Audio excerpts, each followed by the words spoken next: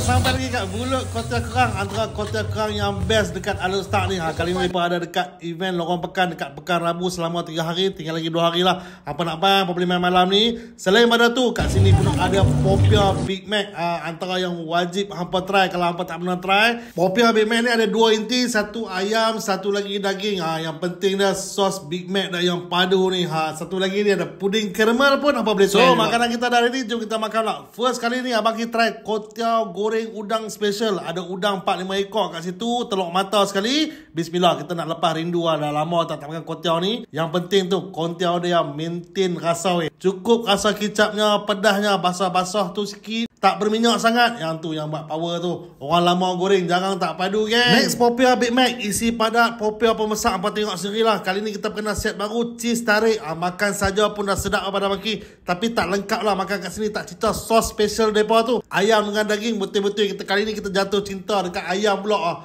Memang kali tu ada daging saja. Kali ni ayam dengan cheese tarik tu memang kena tekak kita lah. Terbaik kan. Dan last kali puding caramel. Tagline tak cukup sebekas. Sebekas tu RM RM4 saja. InsyaAllah tak bau hanyut telur. Tekstur cantik, manis yang boleh terima. Memang ngam elok dengan tekak kita. So apa tunggu lagi. Malam minggu ni tak tahu nak makan ke mana. Boleh main kat Pekan Rabu, cari Bulut Kotia Kerang. Event lorong pekan daripada 2 malam lagi kat sini. Pakat-pakat main. Jumpa lagi gang. Assalamualaikum. Al-Ustaz. Peace.